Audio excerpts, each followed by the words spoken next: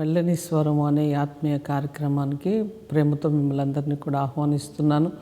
దేవుని బిడ్డలారా, ఈ ఉదయకాలం మీరందరూ కూడా బాగున్నారా? లేచారా? బైబిల్ చదివారా? ప్రార్థన చేస్తూ ఉన్నారా? ఈ రోజుల్లో మీ జీవితం ఒక స్ఫూర్తిగా అనేకులకు ఉండబోతున్నదని నేను నమ్ముతున్నాను. ఎందుకు అంటే దేవుడు మనల్ని అలా తయారు చేయబోతున్నాడు. దేవుడు ఒక అద్భుతమైన కార్యము మన జీవితంలో జరిగించబోతున్నాడు. ఆయన ఎవరు అంటే ఆయన మన జీవితంలో కుమ్మరి అయి ఉన్నాడు. ఆ కుమ్మరి వాని చేతిలో నువ్వు ఒక మంచి పాత్రగా, ఒక విలువైన వ్యక్తిగా, ఒక ఉన్నతమైన స్థాయిలో ఉండునట్లుగా నీ కొరకు నా కొరకు ప్రభు ఒక నూతనమైన మార్గములను తెరవబోతున్నాడు. కనుక మనము సంతోషించాలి, ఆనందించాలి. విసకక ప్రతి ఉదయము ప్రతి సాయంత్రము ఆయనతో మనం మాట్లాడినప్పుడు మన జీవితంలో అద్భుతమైన కార్యములు ప్రభు చేయనే ఉన్నాడు. దేవుని బిడ్డలారా, ఈరోజు ఎక్కడెక్కడ ధైర్యం చెడిపోయి ఉన్నావో, బాధపడుతున్నావో, నేనేం చేయగలను, నేనేం చేయలేను అనుకుంటున్నావో, నీ పక్షముగా ప్రభు నిలబడి నువ్వు చేయలేని కార్యములన్నిటిని కూడా నీ పక్షముగా ప్రభు నిలిచి ఆయన నీ జీవితంలో అద్భుతమైన కార్యములు చేయబోతున్నాడు. ఈరోజు ప్రభు మనతో మాట్లాడనై ఉన్నాడు. ఆయన యెషయా గ్రంథం 43వ అధ్యాయం 19వ వచనాన్ని మనం చదువుకుందాం. ఇదిగో నేను ఒక నూతన క్రియ చేయుచున్నాను, ఇప్పుడే అది మొలుచును, మీరు దాన్ని ఆలోచింపరా? నేను అరణ్యంలో త్రోవ కలుగజేయుచున్నాను, ఎడారిలో నదులు పారజేయుచున్నాను. నేను ఒక నూతన క్రియ చేస్తున్నాను అంటున్నాడు. అంటే మన జీవితంలో నూతనమైన కార్యములు, నూతనమైన క్రియలు, ఎడారిలో నదులు పారజేయుచున్నాడట. అంటే ఎడారి లాంటి మన జీవితంలో ఏమీ అర్థం కాని స్థితిలో, ఏమీ కనిపించని స్థితిలో ఆయన అద్భుతమైన కార్యం చేస్తానని వాగ్దానం చేస్తున్నాడు. ఏమని అంటే నూతన క్రియ చేస్తాను, అది ఇప్పుడే మొలుచును, దాన్ని మీరు ఆలోచింపరా? అంటే మనం ఆలోచించలేము. ఎందుకు అంటే మనకున్న పరిస్థితులు, మనకున్న ఒత్తిళ్ళు, మనకున్న ఆవేదన, మన గుండె చప్పుడు మనకు వినిపిస్తూ ఉంటే మనం ఆలోచించలేము. కానీ అది ఇప్పుడే మొలుచును అంటున్నాడు.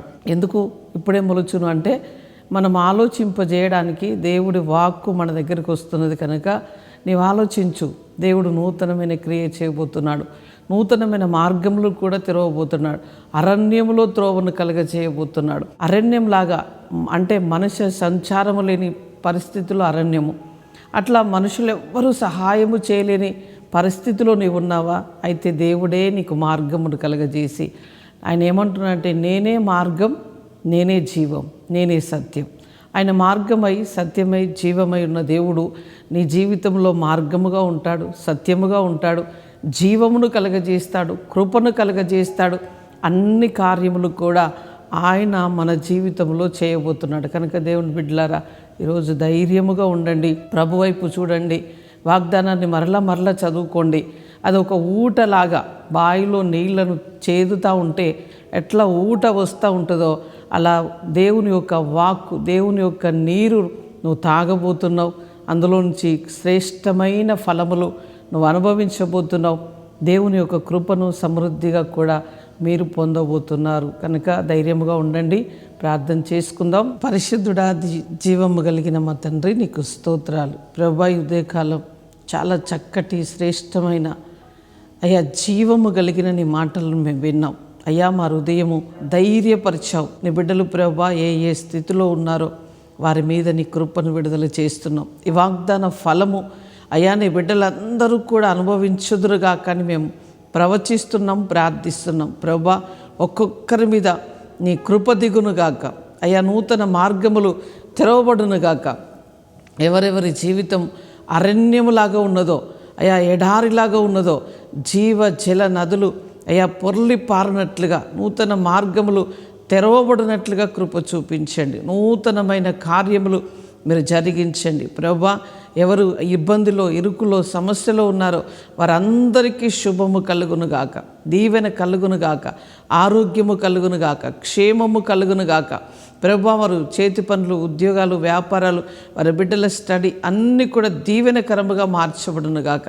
ఎవరు అనారోగ్యముతో ఉన్నారో వారికి ఆరోగ్యము కలుగునుగాక, క్షేమము కలుగునుగాక, అయ్యా జీవము కలుగునుగాక.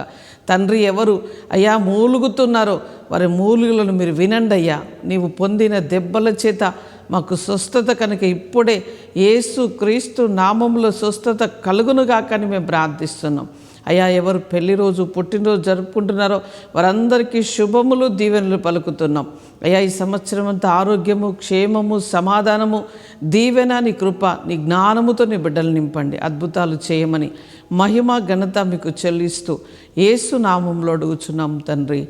ఆమేన్, amen. Praise the lord. God bless you.